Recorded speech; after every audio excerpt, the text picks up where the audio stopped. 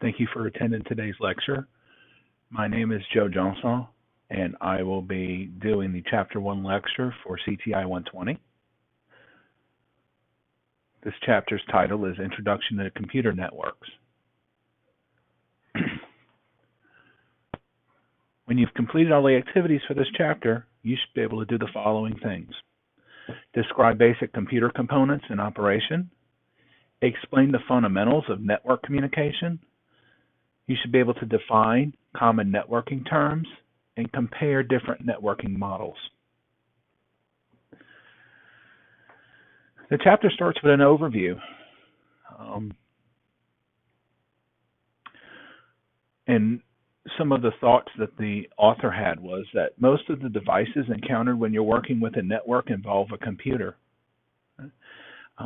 Sometimes we might have mobile devices, sometimes we might have cable boxes, sometimes we might have IoT devices, but most of the time when you're working on a network, you're going to see PCs or desktop computers. The most obvious types of devices that fall into this category of computers are going to be computers running Windows.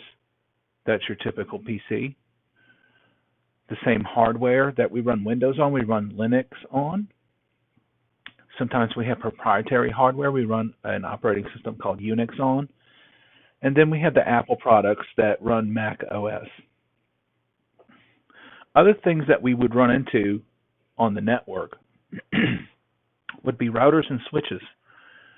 And you've probably heard of a router or a switch before.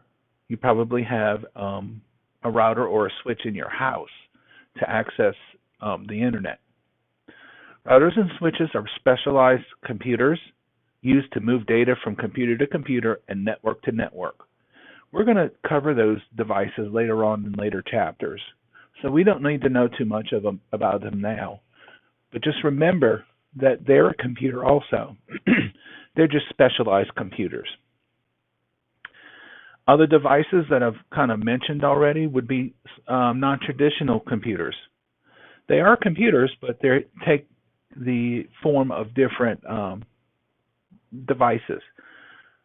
Devices such as smartphones, smartwatches, the Amazon Echo or Google Home devices. And then we have smart appliances such as smart thermostats, smart refrigerators, smart stoves, all kinds of things.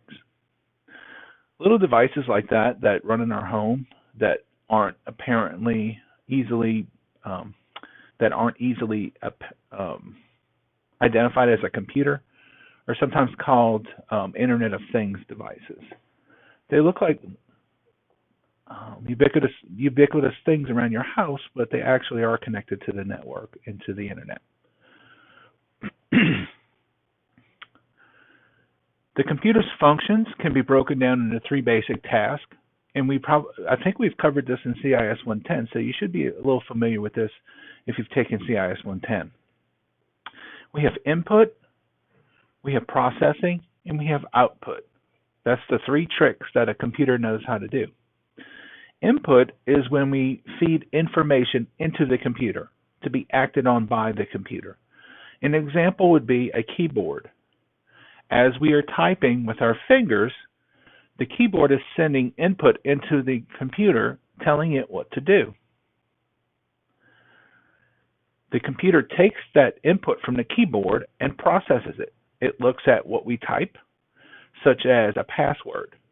Once it gets the password into the computer, it might do things with the password like check it against an access control list to see if the password is correct. That would be an example of processing. When you do type the correct password, a message comes on your computer monitor saying that you're allowed access into the system. That would be an example of output. So displaying pictures on a monitor would be considered output. So we have certain devices that do input. Devices that do input would be a keyboard, a mouse, or a scanner. Output devices, examples would be a printer, laser printer. Some computer components are designed to perform only one of these three functions. So we have devices that only do input or only do output, but we do have devices that do both. An example would be a multifunction printer. A multifunction printer will allow us to scan documents into the computer and get output from the computer through the laser printer.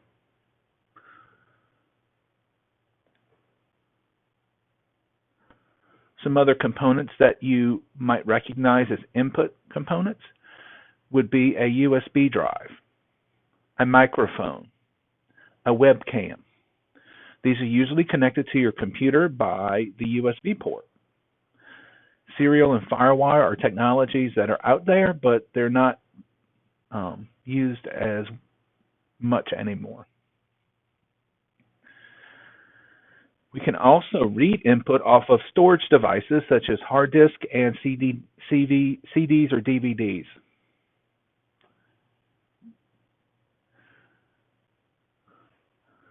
The components inside of the computer that are responsible for processing your input are the CPU. It's the computer's main processing component. Another processing component would be RAM. The computer uses these devices to process your information. A central processing unit, or CPU, executes the instructions from your computer program, like a word processor such as Microsoft Word, or from the operating system. Current CPUs are composed of two or more processors called cores. So we actually have multiple physical processors in the same CPU die, and we call those multi-core CPUs. The reason we have multiple cores in the CPUs is so that the CPU can do different things at the same time.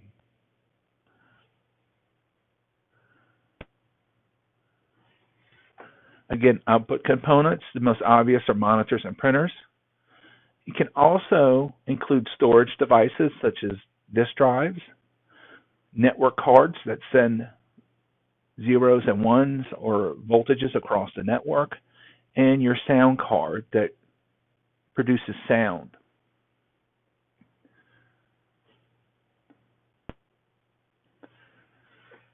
We also have storage components inside of our computer. Storage components are used to save work from the computations that the CPU does on your input. The more storage a computer has, the better the performance. Most storage components are both input and output devices. So we can read information off of the storage device for instruction to the processor, and then the processor can save its work to the output device. There are two main categories of storage: short-term storage and long-term storage. If you want to kind of fit that into your brain, short-term storage, the information on the short-term storage is only kept for a short while. An example would be the storage in your computer's RAM. Long-term storage is for information that needs to be kept a longer period of time. An example of long-term storage would be a hard drive or a USB drive. Typically, the information is stored magnetically on those devices. Again, RAM is considered short-term storage. When the power is turned off to your RAM, the contents of the RAM is gone. The amount of RAM in a computer is crucial to the computer's capability to operate efficiently. Think of RAM as scratch paper. You need to have scratch paper to do your math work. If you don't have scratch paper, it really slows down your work.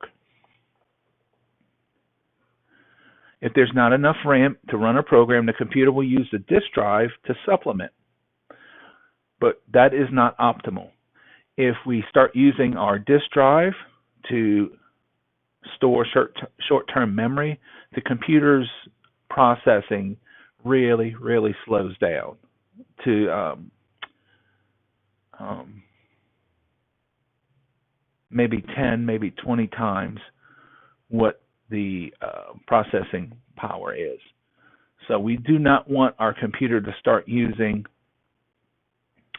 our disk drive as RAM.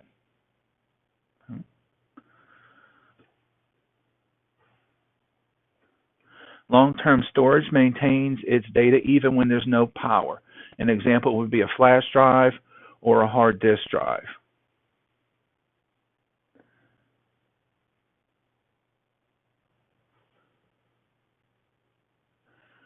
When your computer stores data inside of short-term memory or long-term memory, the data is stored in bits.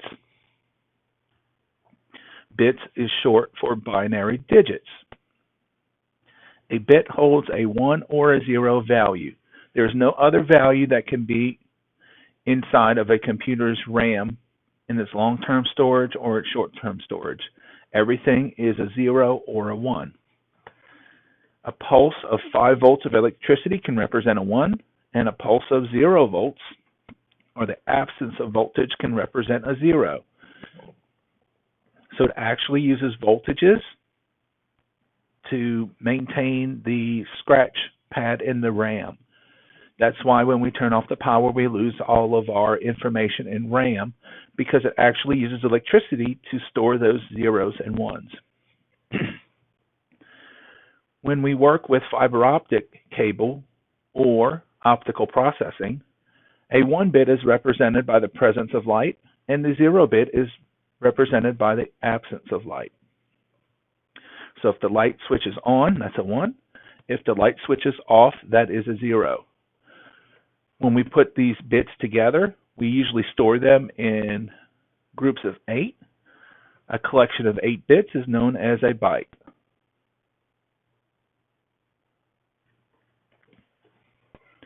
When we work with computers, we really need to know our metric units, our SI units. These are a table of our SI units and the values.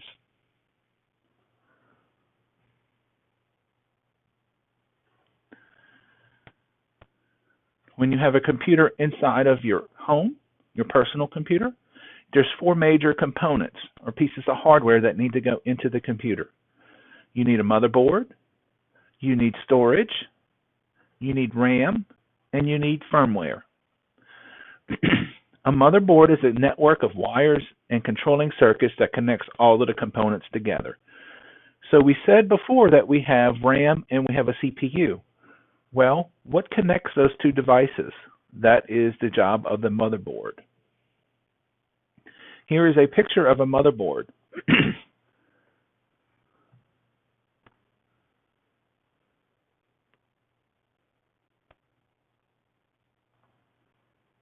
Over here, we have the CPU socket.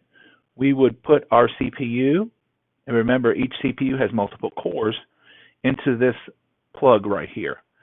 These tiny dots here are actually holes where the pins from the CPU would go in. We would lift up this metal arm. It would unlock these holes. We would push our CPU into the socket, and then we would clamp down on the CPU with this handle to stop it from falling out. Also on board the memory, on board the motherboard, we have slots so we can add RAM. RAM comes in forms of long chips that we would stick into these slots, and the pins inside of these slots would communicate with the CPU. We also need power, so when we connect the power supply to the motherboard, we connect it here. These large silver devices are called heat sinks. They draw heat away from the chipsets. One of the problems that we have with computers today is the amount of heat they generate. SATA connectors. SATA is an interface that we use to connect to hard disk drives. So if we had long-term storage inside of our computer, we would use cables that plugged into these sockets. We also have an IDE connector. An IDE connector is for older hard drives. We could use that socket also if we had an older hard drive. We also have expansion slots. Expansion slots allow us to upgrade our computer later on. So once we buy this computer, install this motherboard, maybe we want to put a specialized network card inside of our PC. We can actually just buy the card and shove it into this socket right here, and it'll create an electrical path between this socket, the CPU, and the RAM. So again, this is called a motherboard. You may also hear it called a main board, M-A-I-N board. Here is a description of what I just went over. If you want to read, this table is in your book.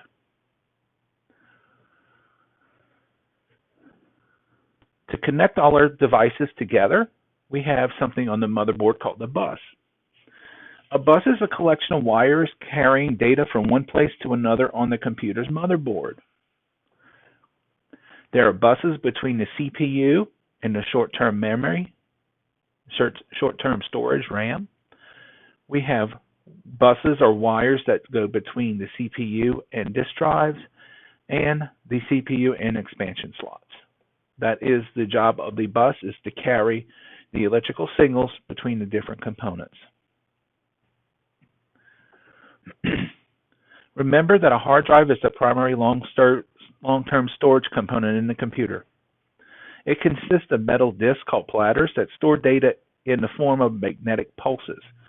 So when you save stuff to a disk drive, it actually doesn't use electricity to store the information long term. If we did, then when we unplug the computer, we would lose our information. So what the hard disk drive does is it makes a pattern of magnetic positives and negatives and uses magnetism to store our data.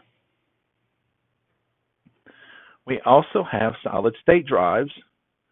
We have these inside of the computer sometimes, and your solid state drive, your USB drives work on the same principle as a solid state drive. Solid state drives are used in place of hard drives due to speed and reliability. Solid state drives are faster, and they're not susceptible to magnetic fields. SSD drives use flash memory, similar to the type of memory we have in the RAM of the computer. It has no moving parts like a storage, a hard disk, and has faster access times. When we're working with a hard drive, we actually have to spin the magnetic platter, and we have a read head that goes to the part of the disk that contains the information. All of those moving parts create heat and eventually break down. When we use solid state drives, we have no moving parts. Information can be gathered, retrieved, and written instantaneously without moving any parts inside of the solid state drive. All of these features and benefits come with a price. That price is in dollars. Solid state drives are always more expensive than hard drives and often found in mobile devices. Remember that RAM is the short-term memory inside of the computer. RAM requires continuous power, and it's referred to as volatile memory. Volatile memory meaning that when you pull the power off of the computer, you lose the information inside of the RAM. There are no moving parts to the RAM, so accessing data in RAM is much faster than accessing it on a hard drive. Remember, RAM is similar to your flash drive. Your flash drive uses the same technology as does your solid state drive. Solid state drives have no moving parts. In general, the more RAM your system has, the faster it will run. So the most common upgrade that you want to do on your computer is add more RAM. Everything will run faster if you add more RAM.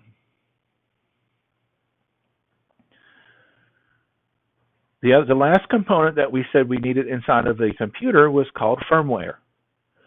Firmware is a computer program stored in non-volatile memory. Remember, non-volatile memory would be like a hard drive. Well, this small hard drive inside of our computer is called flash memory. When the computer is turned on, it uses the firmware to figure out what to do and how to start. As soon as your computer is powered on, the computer accesses the firmware and loads either something called a BIOS or a UEFI. The firmware on most PCs is called the BIOS, or the Basic Input-Output System, or the Unified Extensible Firmware Interface. The UEFI interface is more modern than the BIOS or BIOS interface. This BIOS or UEFI firmware tells the CPU to perform certain tasks when the power is first applied to the computer. One of the instructions that it always does when it starts the computer is a power on self-test or a post test. The post test will test all of the systems inside of the computer to make sure they are working correctly. We need to do that before we start loading the operating system. Think of it as a pre-flight checklist. When we are launching or taking off in an airplane, there is a list of things that we check to make sure that the airplane is safe.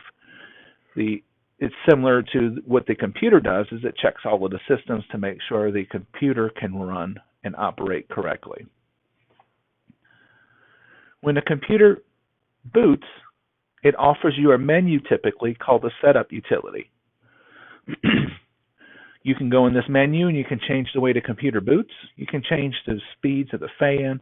There's all kinds of, you can put a password on your computer. There's all kinds of different things that you can do in the setup utility. When you save stuff in the setup utility, the information is stored in a type of memory on the computer called CMOS, and the CMOS will store your settings.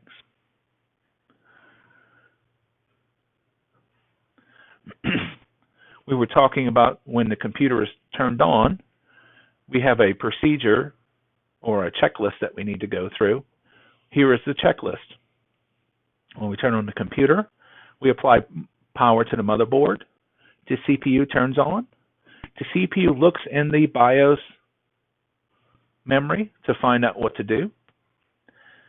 Remember that it always runs a power on self-test or a post-test.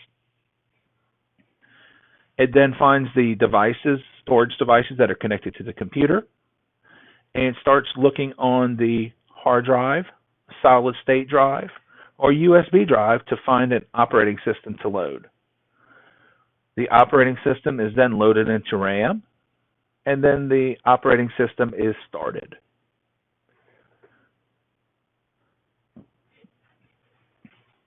Now that we understand how the computer works, we are going to turn to talking about the network. A network is two or more computers connected by some kind of transmission medium. We used to say wires. We don't say wires anymore because we could also use wireless networks. So a medium is the way that we communicate with the computers on the network, and it can be a cable or it could be magnetic waves. In order to access the internet, a computer has to be able to connect to a network. Over the next couple of slides, we will cover what is required to turn a standalone computer into a network computer. That is, I'll buy a computer from the store. What do I need to be able to connect it to the internet? The first thing we need is something called a network interface card, or a NIC. Most computers that you buy today have a NIC card built in, and there will be a jack or a hole on the back of the computer where you can plug in a wire. We also have network interface cards that are wireless. If we have that, you'll typically see the Wi-Fi logo on the device. A network medium is a cable that plugs into the NIC and makes the connection between the computer and the rest of the network. Remember, your network media can also be magnetic air waves, such as in wireless networks. Interconnecting device allows two or more computers to communicate on a network. Remember, those are switches and routers. So the devices that we need to turn our computers into a network would be network interface cards, or NICs, on all of the devices. We need a medium, such as an Ethernet cable or wireless. And then we need a device that's interconnecting those computers, such as a router or a switch. Here's a picture of what we've been discussing.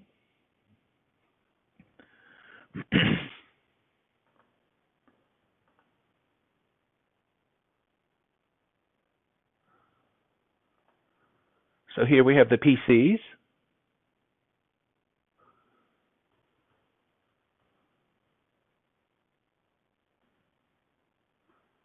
So these are our devices that we want to connect together. Notice each device has one of these special cards called a network interface card. If you don't have that in a computer, you can't participate in a network.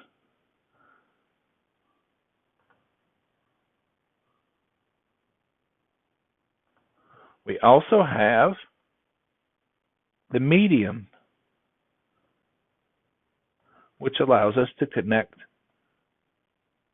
the computers to one another. And in this picture, the medium is a cable. This cable can come in a lot of different formats. We have cables that are coaxial, like your cable on the back of your cable box at home.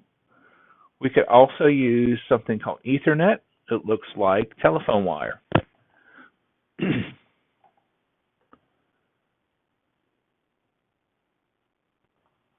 The last part of the equation is the interconnecting device. And this here, we can't really tell what it is. It would be a router, a switch, or a hub.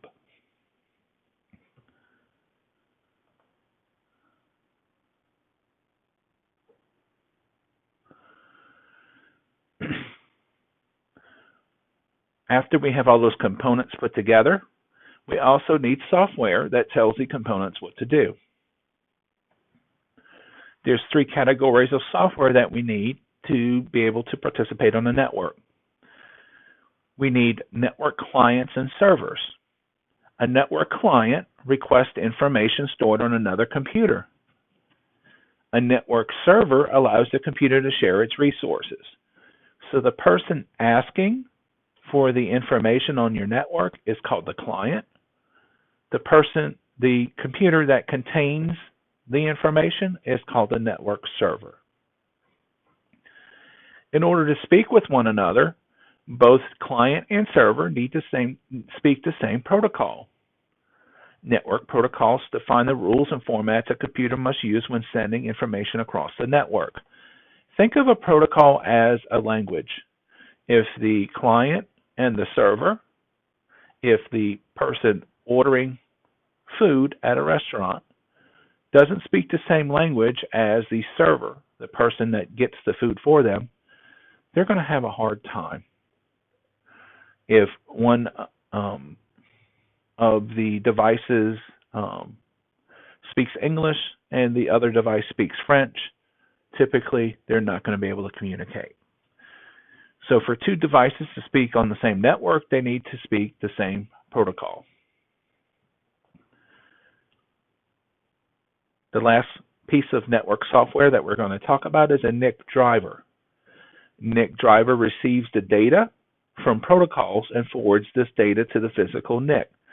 So it turns the zeros and ones inside of your computer, the data, into physical voltages. 0 voltage, 5 voltage. The NIC driver encodes your information into a format that can be transmitted across wires. Here's an example of a NIC driver. The manufacturer of the NIC that we're using inside of this computer is Intel. We have the model number, and then we have the name of the device.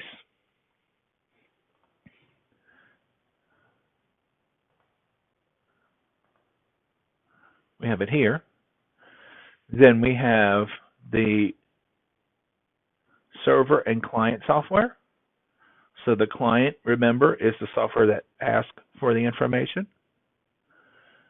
The file and printer sharing for Microsoft Networks is a server software that allows you to share information from your computer. And the network protocol that we use is called IP version 4.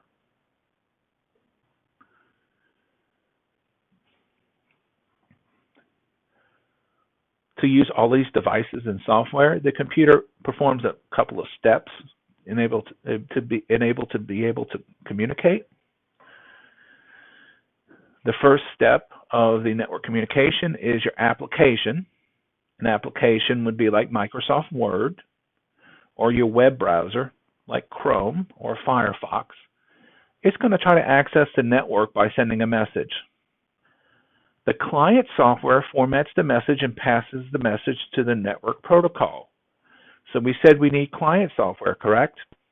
Well, that's what the client software does. It intercepts or redirects the application's request to the network protocol. The network protocol packages the message in a format suitable for use on the network and sends it to the NIC driver. And we said the NIC driver takes the request and converts it into a signal. Now that signal can be voltages or it can be magnetic waves, like on a wireless network. The steps that they take at the opposite end, where the information resides, are essentially the reverse of these on the client side. So instead of going from 1 to 4, on the server side we go from 4 to 1.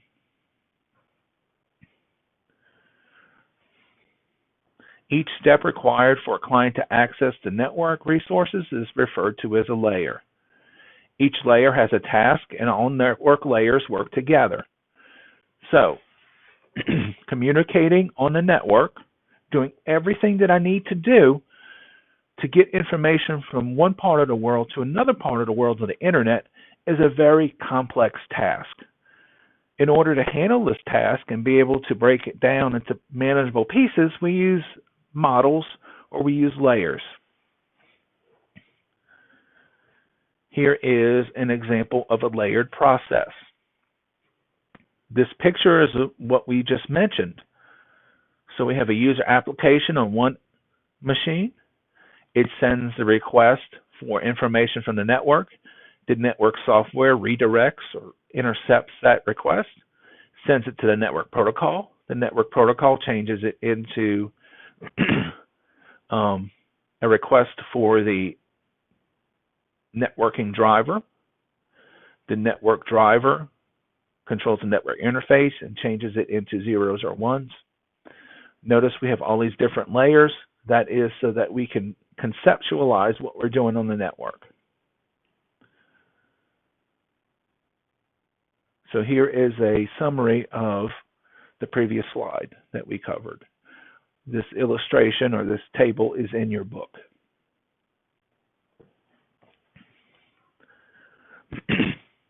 We mentioned that we need to use a common protocol to communicate on the network. Today, TCP/IP is the most common protocol used on networks. TCP/IP uses two addresses to identify devices.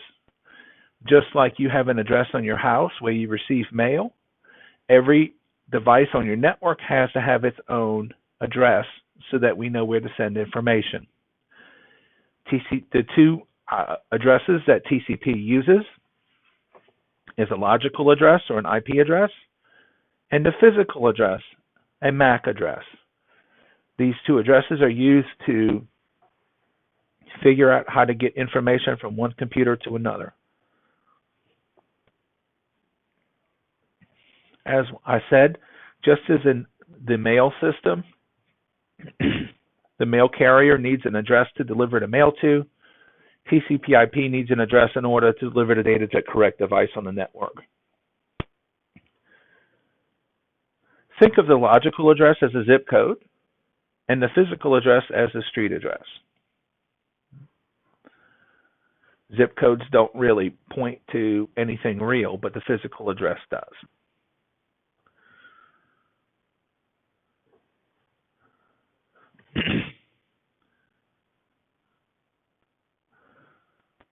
So here's an example of that process that we mentioned before in real terms.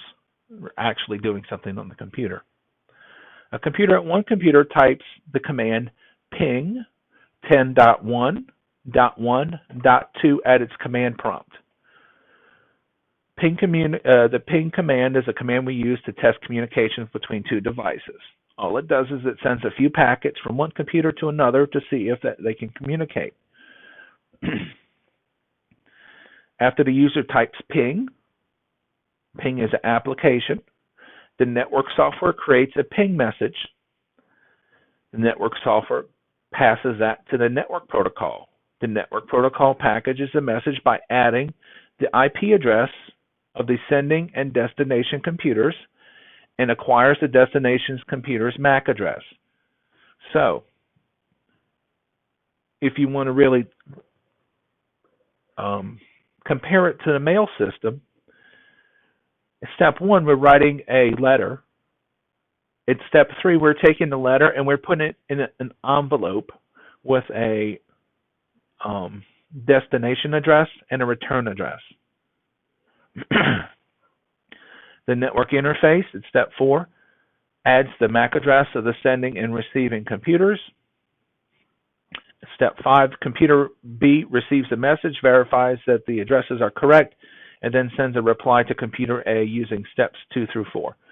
So in the 5th step, we've sent it across the network. Computer B received the message up his layers, and then he sends a response back.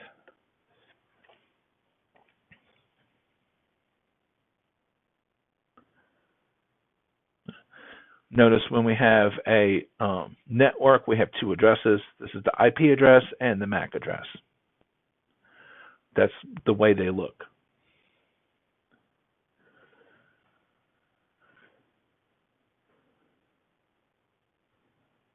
We have some network terms that we need to know.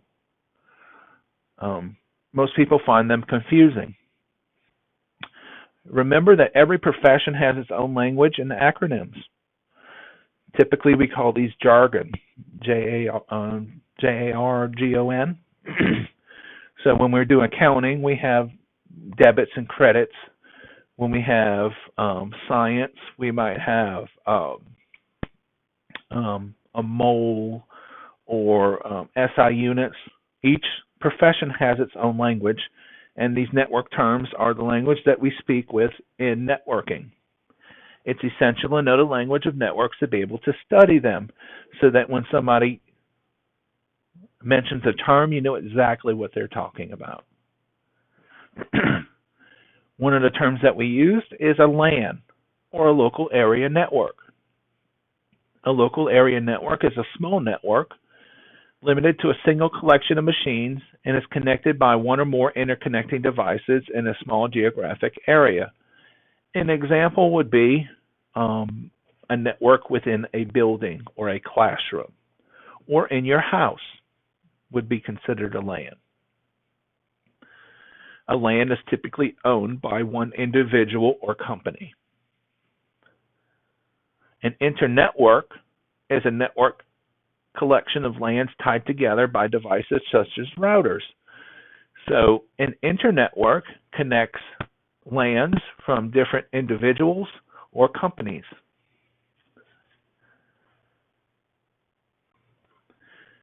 Two or more groups of users and their computers need to be logically separated but still need to communicate. That's why we talk about LANs. We can connect those devices, but we need to separate them based on what company owns them.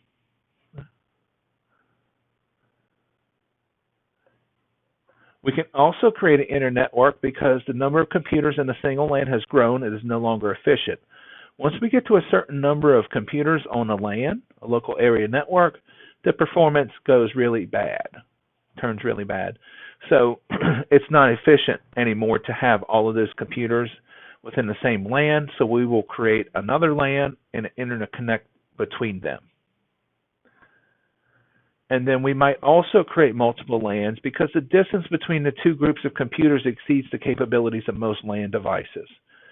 There are limitations on how far we can run a cable. When we talk about Ethernet, The maximum distance that Ethernet can carry a signal is 100 meters. If we extend beyond 100 meters, then our network will not work correctly. So creation of LANs and internetworks is required because the distances that the signal must travel are too great.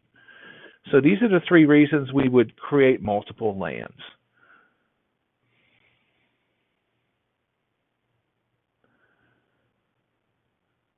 Here's an example of a LAN. LANs are typically connected through an interconnecting device called a switch.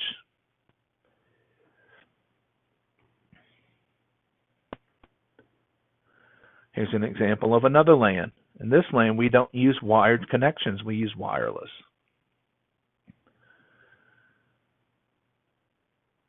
Here's an example of two different LANs.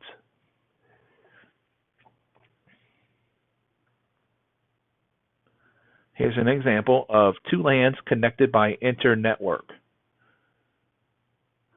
Remember the three reasons. We might have two different LANs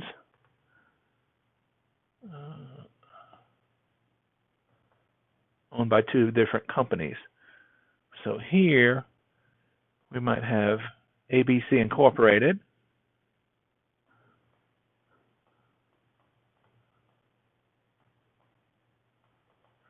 down here we would have XYZ Incorporated,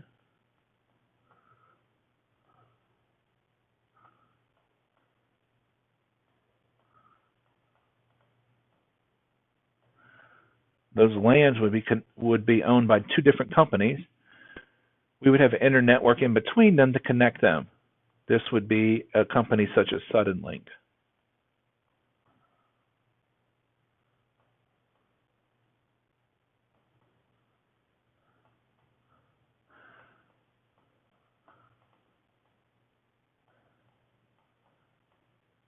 So our internetwork could be provided by an ISP or a service provider such as Suddenlink. The other reason would be that we have too many computers. Another reason would be that the distances are too great. So maybe these might be owned by the same company. They might just be in different cities.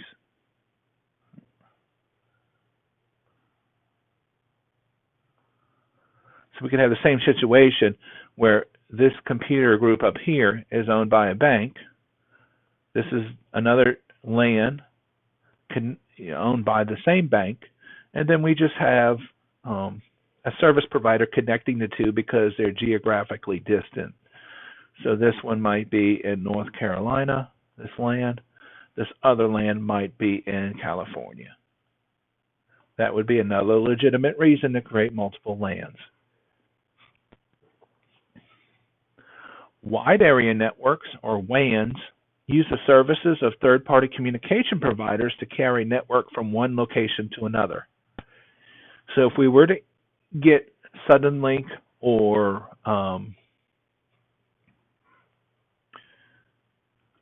cable internet provider or a DSL provider involved, then that would be considered a wide area network.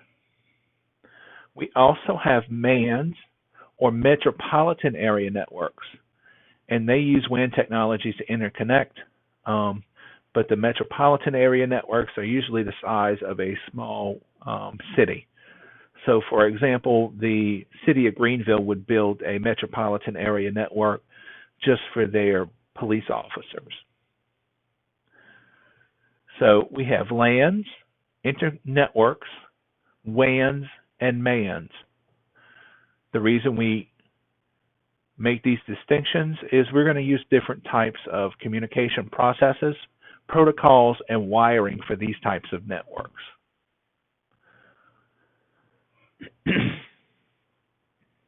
Here's another example of an internet connection. Notice this WAN connection. This would be the internet up here, and then it's connected to these WAN connections that we get to the wide area network, and it connects with these computers at the local LANs.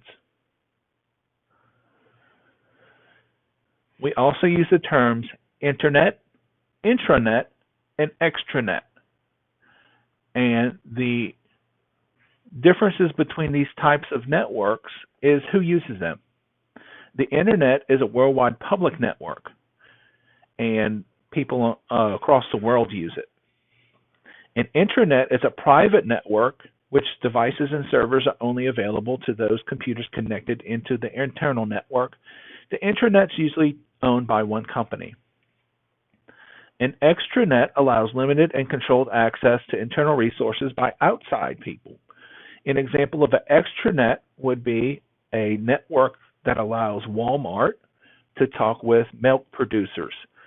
So Walmart would have their intranet, which only has their employees on it, but Walmart would also have an extranet where the milk producers could log in and find out whether they need to ship a truck full of milk to Walmart or not. So when we cross paths with other businesses and the other businesses needs information on our network, we typically create extranets.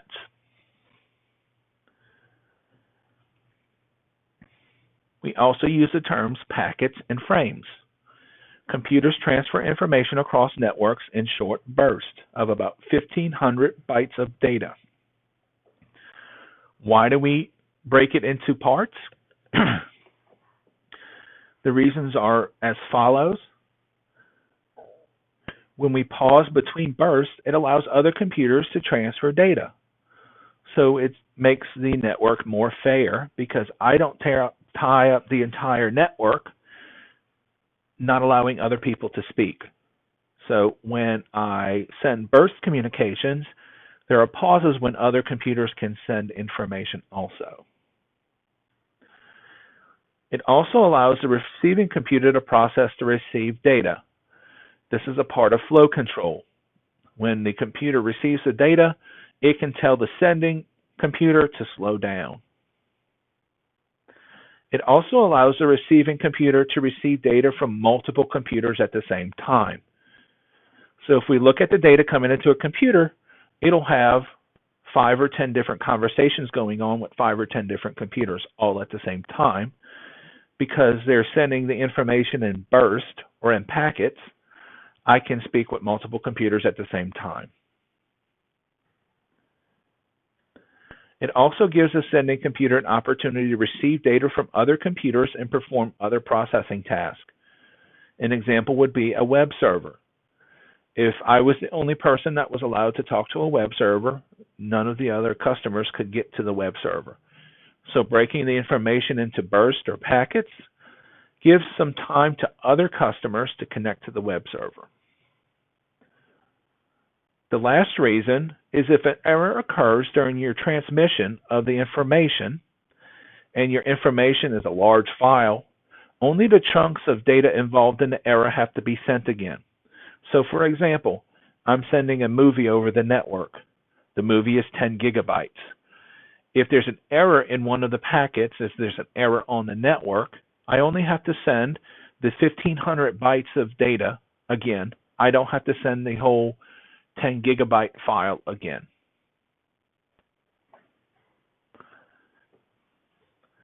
Packets are chunks of data sent across the network. They usually call them packets or frames. People know packets more well, the term packets. They're not the same thing, but people use the terms interchangeably. A packet is a chunk of data with a source and destination IP address added to it. So when we say packets, we're talking about layer 3, or where the IP address lives. A frame is a packet with the source and destination MAC address attached to it. Remember, all of our devices are going to have an IP address and a MAC address. If we're looking at the IP address, it's called a packet. If we're looking at the MAC address, it's called a frame. The process of adding these addresses to the chunks of data is called encapsulation. You'll also hear the term clients and servers. We've already kind of talked about it on previous slides.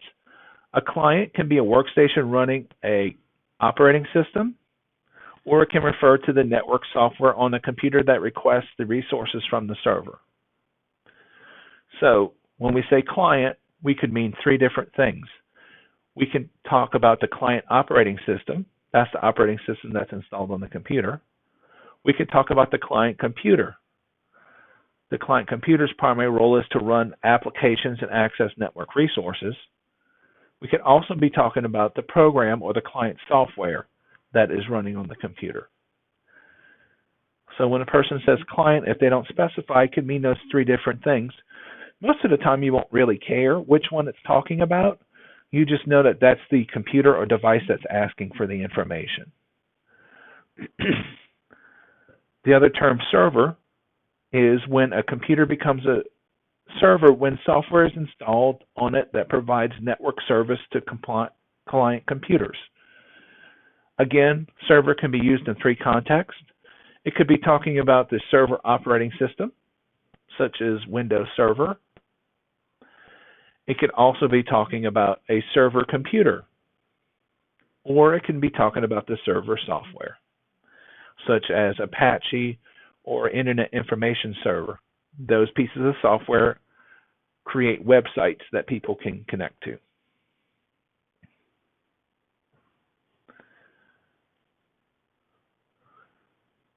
We have network models in networking.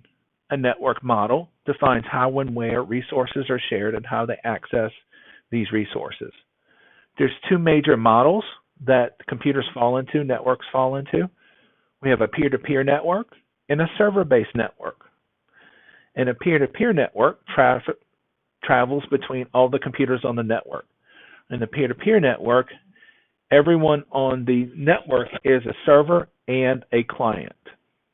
So everybody has information to share, and everybody needs information from other computers. There's no centralized control over who has access to the information. In a server-based network, certain computers take on a specialized role and function as servers. In ordinary users, machines tend to function as clients. This would be like in a company. Maybe we have all of our sales data on the server. The employees of the company need to pull that sales data off of the server.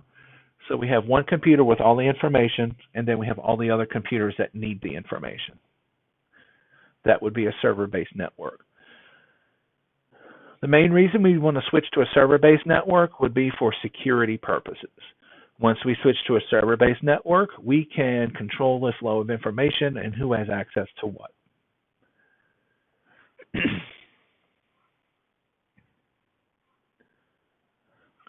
In a peer-to-peer work group model, or peer-to-peer or a work group model, the people that own the computers, or the employees that are using the computers, decide what information gets shared on the network. So there are definite security problems with using a peer-to-peer network. A peer-to-peer network is for computer networks with less than 10 computers. Once we get more than 10 computers, it becomes almost impossible to manage the network. Once our network grows, we switch to a server or a domain-based model. A server-based network allows centralized control over all of the resources and data. Users will have a single sign-on or a single set of credentials on the server that they need to log in with. Once we have the single set of credentials, we can log on to any device with the same password.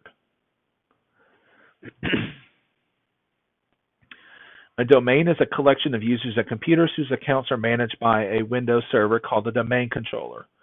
So once we centralize the authentication or centralize proving who you are to the computer, then it becomes a domain.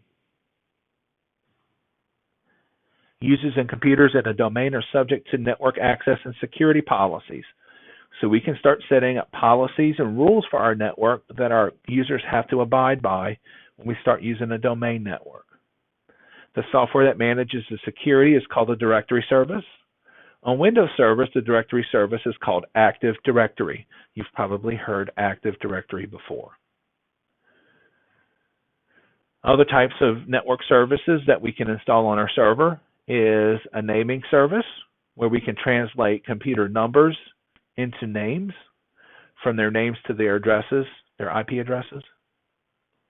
We can have email servers, application services such as Office 365, communication services such as WebEx or Cisco telephone services. We also have web services. Server-based networks are easier to expand than to peer-to-peer. Remember, peer-to-peer networks should be limited to 10 or fewer computers. A server-based network can handle up to thousands of users.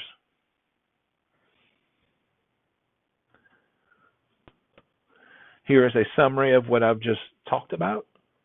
The attributes of a peer-to-peer network versus a server-based network. The main disadvantage to using a server-based network is cost. We have to buy specialized equipment, we have to buy specialized network operating software, and we typically have to hire IT people to maintain that device.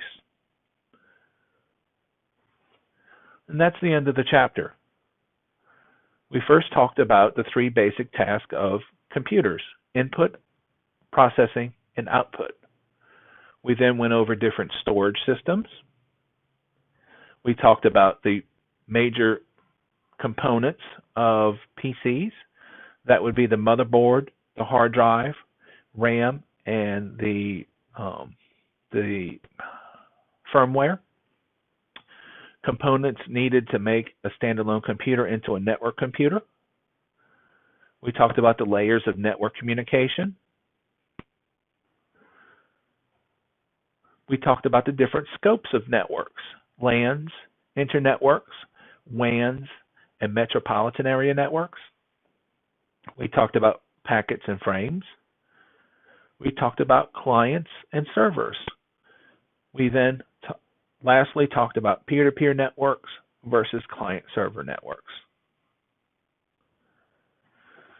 That's the end of the lecture for Chapter 1. I'm glad you can connect and view it.